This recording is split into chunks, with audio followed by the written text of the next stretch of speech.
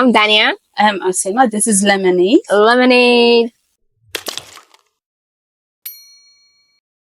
So today's flavor of lemonade is going to be made with a special ingredient called boundaries. Okay, let's get into it. Okay. So, what are boundaries? So, boundaries are a kind of limit someone has with himself or with others to build their relationship and with yourself as well. What are boundaries for you? For me, well, you said it, like from what I've read and from all the videos I watched. Mm-hmm. So it's basically a limit. So these limits are very important to keep a good relationship with others and with yourself. Because without boundaries, I don't think you can build a good relationship with others. Because lack of boundaries it could cause like a lot of hurdles in the relationship, and it's hard to build a healthy relationship without having certain boundaries. When it comes to me, my relationship with boundaries, I think I can describe myself as having a pious. We'll write it over here. I don't remember the word, but it's someone who has porous. Yeah. So porous boundary is defined as someone who has very loose boundaries, but not anymore. I don't think so, at least. How about you? Let's say you're working on it. And I have already worked on it. Okay, me, I'm working on it. So I also did not have very good boundaries growing up and now as an adult. Not now as an adult, but adulting. So adulting, it's a process.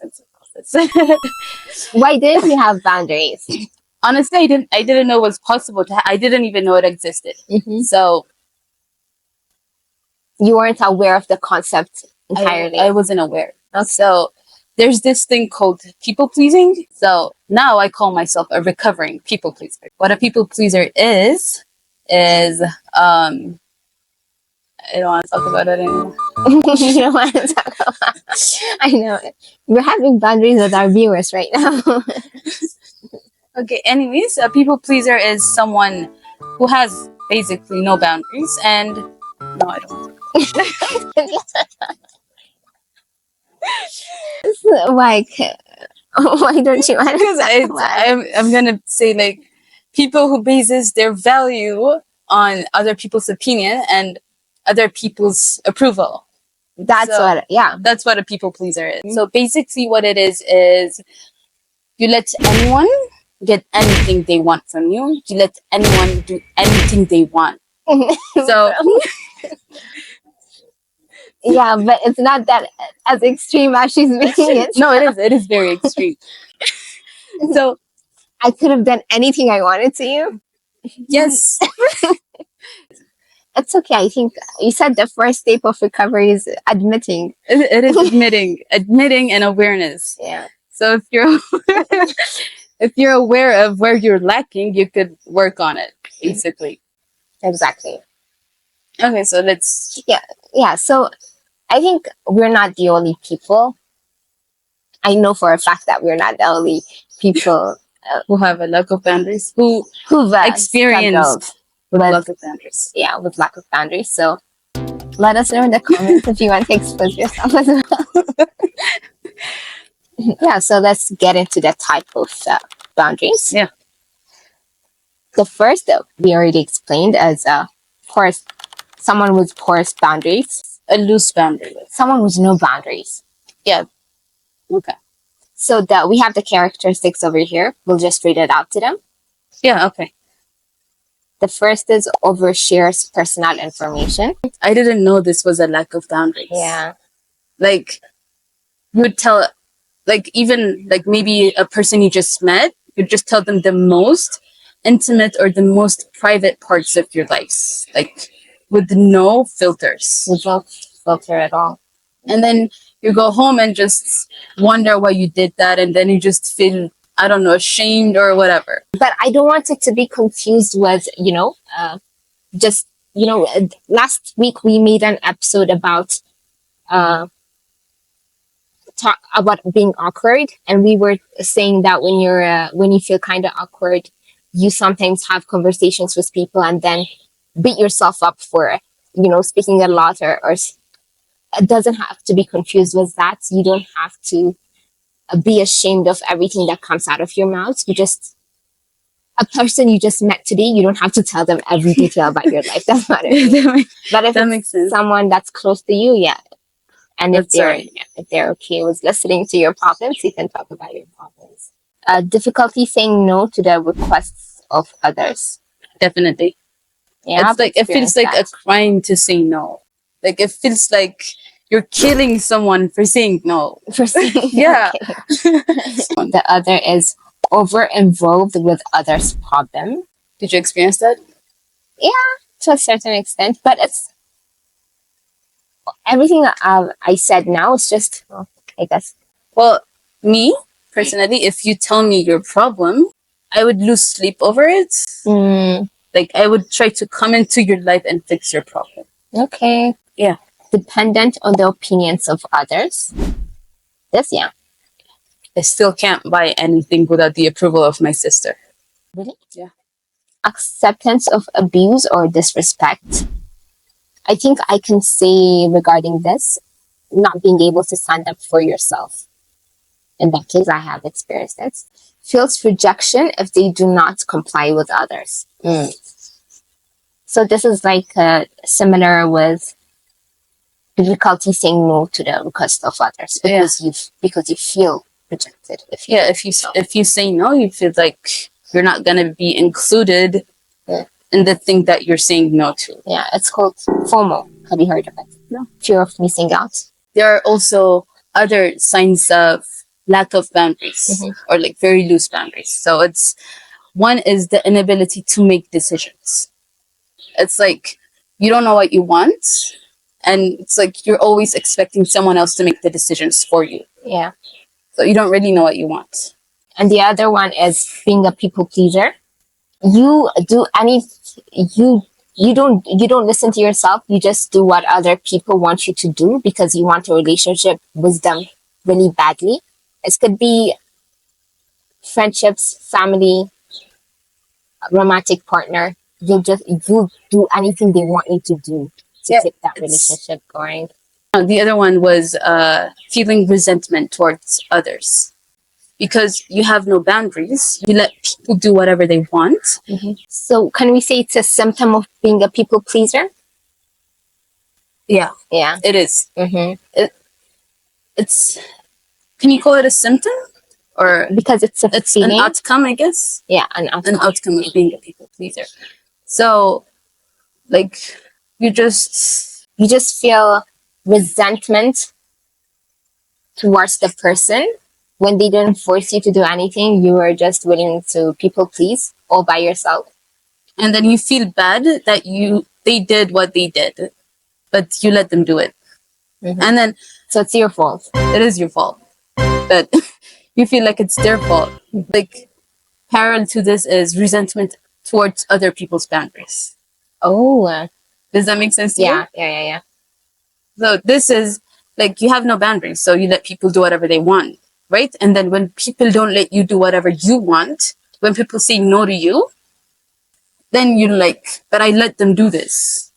Yeah. But I gave them this. Yeah. Right? I can definitely relate to this feeling because I have been in a situation where I let people, I do stuff for people and when they don't reciprocate that, I feel bad that it was my fault in the beginning. I should have done that thing willingly. I shouldn't have expected the same thing.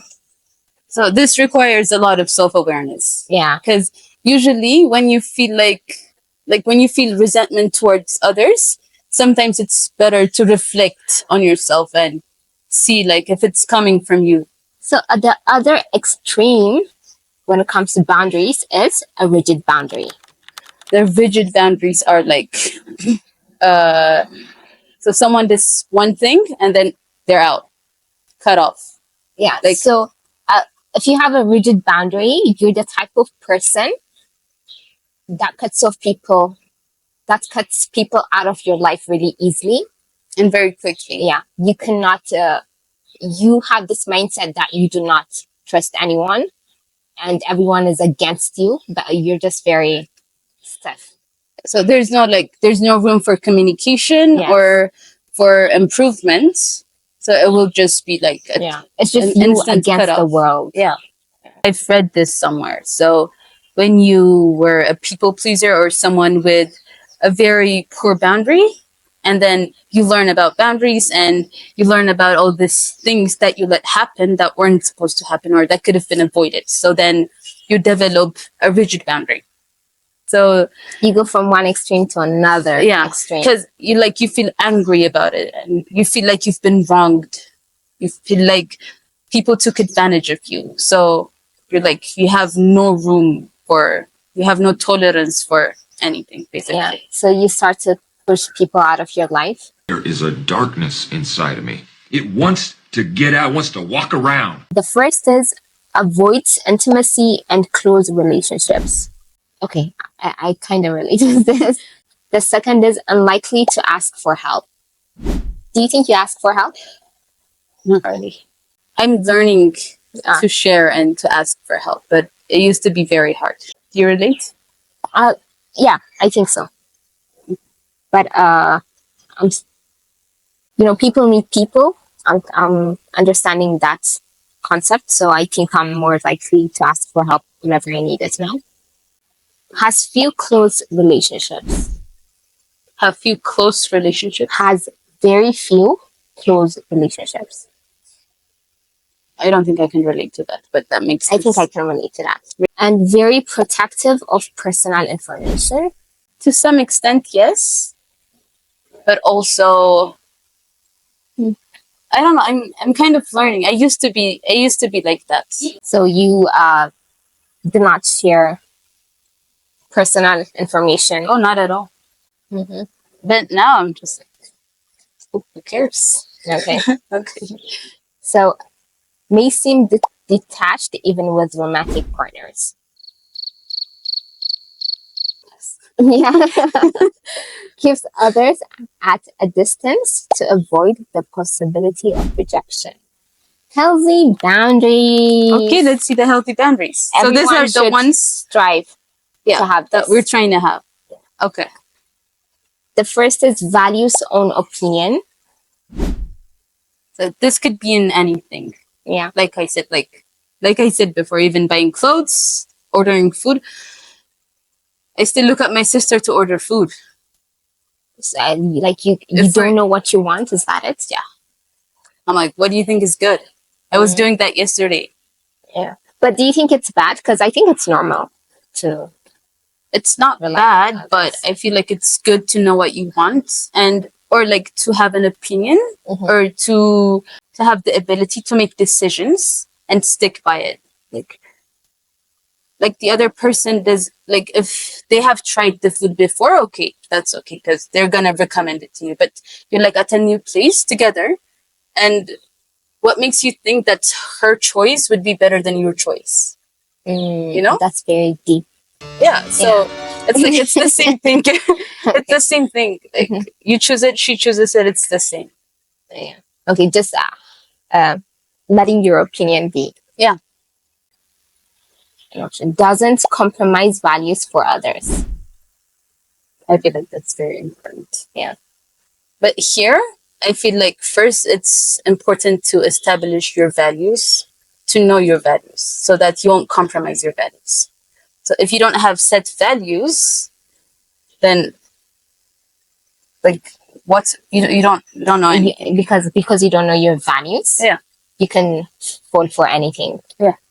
Because you stand for nothing, you fall for everything. That's my favorite line from Really? Hamilton. Have you seen it? Okay. Shares personal information in an appropriate way, does not over or undershare.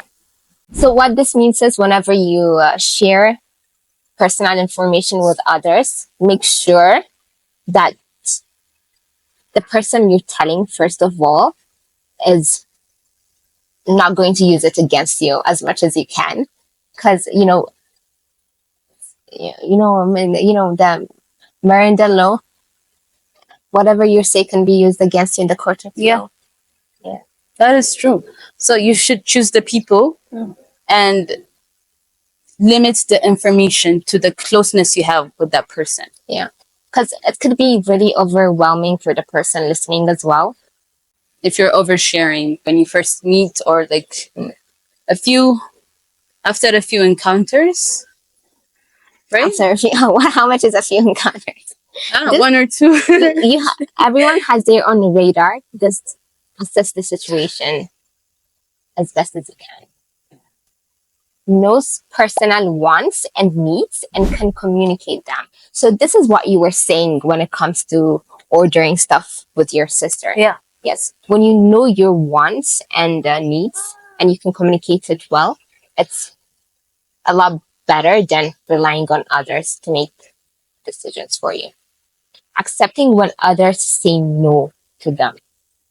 So the same way you want people to respect your boundaries, you should respect others. Yeah. Which is goes hand in hand with the popular saying, I don't remember it. But if you want respect, respect others. Do unto others what you would.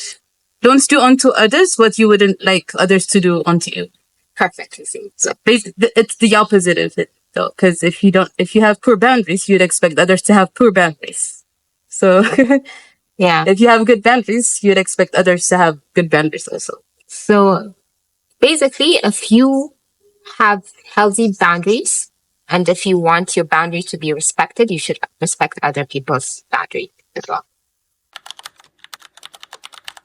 Let's just highlight the types of boundaries. There are like, this is like just some ones we picked up, but there's boundaries in like Everything. So one is physical boundaries, right? Yeah. So, oh, by the way, you guys should read the book. What was the title? I forgot the title, but we will link it in the description. Okay. And you should read it. It's a good read. It's about boundaries. Yeah. And we'll link a lot of other different things regarding boundaries as well. Okay. So some of the things we picked out, we're going to tell you now. So one is physical boundaries. So it's basically who you allow in your physical space and like what type of physical interactions or what type of touch or anything you allow in your personal space. That is physical boundaries. Could be someone who wants to hold your hand every day and you might not want to hold their hand. It's okay. You can go ahead and tell them, no, I don't want to hold your hands. Like, just speak up about it. You don't have to accept any kind of touch. Don't. The other one is emotional boundaries. Emotional boundary is, like we said earlier, it might be related with oversharing. If you're a person who overshares, you have to go back to yourself and limit the things you talk about. Well, it could also be how involved you are with others' emotions.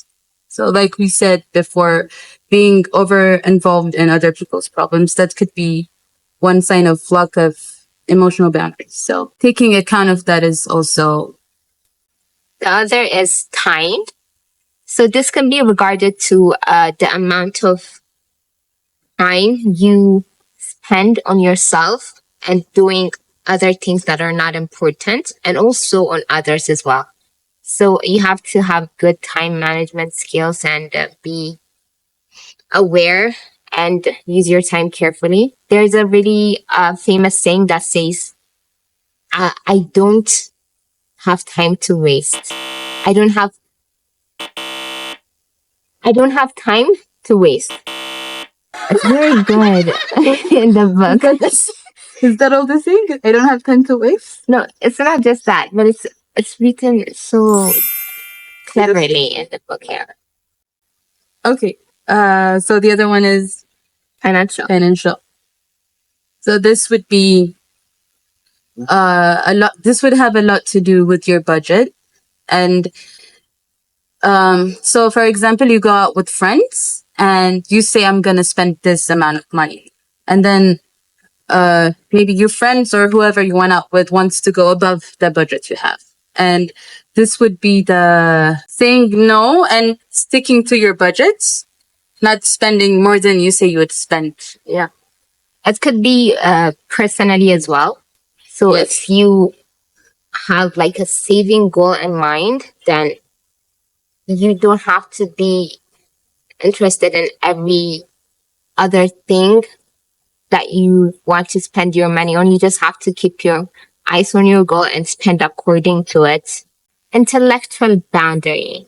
So intellectual boundary is related to, for example, let's say you're talking to someone, a friend or anyone, and then if they undermine your intelligence or if they're saying something, to belittle you basically, then you need to have boundaries with them and, speak up for yourself. Last but not least, it's digital. Boundary. I actually have said this for myself not very recently. So it is limiting the time you spend on social media or on your digital products, digital equipments, your phone, on TV, and stuff. So one of the things that I did was turn all of my notifications off. Everything is off. Yeah, I always have mine off as well. Really? Okay. So, so that's your private or your quiet time or the time with yourself or with your family won't be interrupted. It might make you miss some important things. Oh, FOMO, fear of missing out. Yes. But also digital boundary could be, for example, as someone like us, putting yourself out there, you need to have some kind of boundaries with the platform you have. Like, for example, maybe not sharing extreme details about your life, not, what was it? Like, we had a list. The list. Yeah. So the first thing you should do is ask yourself what you are and aren't comfortable about sharing. Now, Artima and I have communicated about this before, putting ourselves on YouTube. The second one is spend time offline. You can't be online 24/7. And we know it. We're not always online. At least we're trying not to be. Next is don't feel like you owe our audiences every detail. Basically, we don't owe you every detail, but like, support us. So that's a little about the digital boundaries. Yeah. There's more, but this is the little bits. Yeah, and please do your own research, okay? And you can find out more about boundaries. Everyone needs boundaries, yeah? Yeah, definitely. Every single person. We have prepared a couple of questions to ask each other. We're going to act it out and assess what kind of Boundaries we have. boundaries we have according to it. Okay. Okay. This is an example for the physical boundary. Okay. So let's say your coworker enters your cubicle while you're busy completing a task. When you don't respond to your coworker, they persist by leaning over at your desk. Consider what you would do or say, how would you set a boundary in this situation? So I'm going to be the annoying coworker, okay? Trying to do your work. No, you're doing your work first. Okay. I don't want to push you away right now, but I'd be very aggressive because I don't like anybody in my personal space. Okay. Personally, I don't even like people touching me, especially like close to my face, or like if I'm like very busy. Yeah, you don't have to be aggressive. I get a little aggressive. Yeah. Trigger. I mean, trigger. I was over here, so I guess I can understand. But being aggressive as well is not good. You have to say it assertively. But if I'm in your face, yeah, you can be aggressive. Okay, what would you do? Hey, hello. Stop. I'm trying to do my work over here. Yeah, but I'm trying to talk to you here. I don't want to talk to you. This is what Is that really what would you? Is this really what you would say? I'd probably politely say it. Isa raw ko na tayo hindi. Oh, okay. My God. It's kind of scary. It's kind of scary.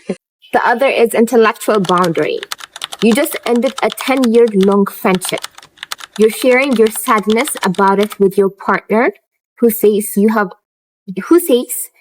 other friends. Get over it.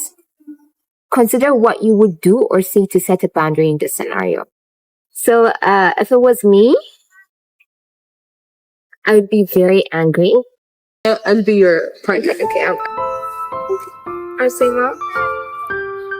It's not my friend anymore. Arsenal's not my friend anymore. So, get over it. You have more friends? How dare you say that to me? You have other friends. Why are you crying over this friend? I know I have other friends, but she was a really good friend of mine, and she's not anymore. And right now, I'm feeling sad. I want you to be supportive at this moment, not belittle me. See? My friend? We're not friends anymore. You already have other friends. Get over it. What? I thought you were smarter than this. What? You heard me. I'm walking away. Walk away? That's it. I would walk away. Yeah.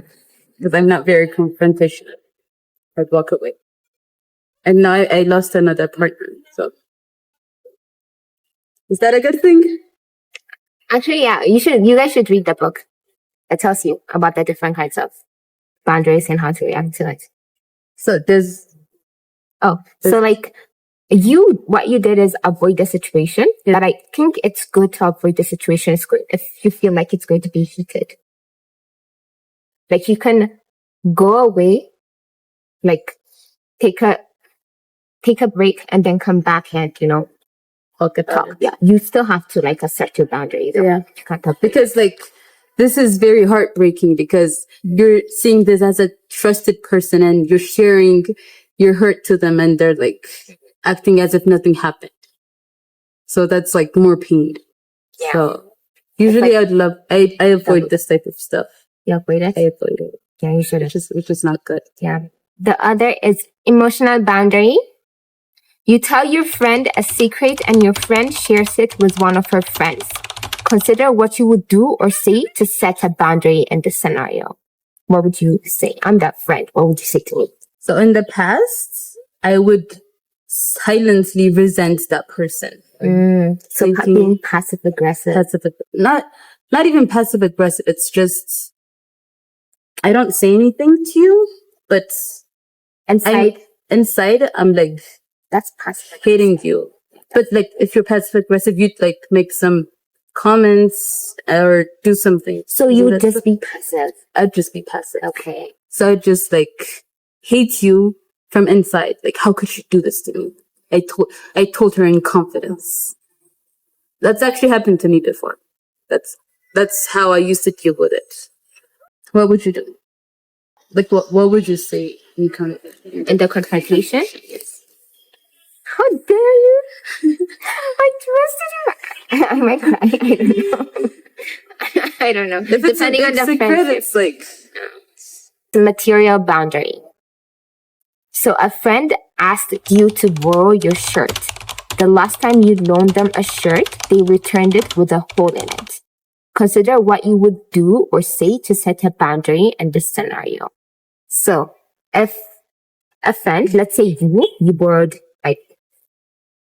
let's say a pen, and then when you returned it, lost a cup. Yeah, I don't care about a cup, honestly. But let's say in this scenario, I care so much about the cup.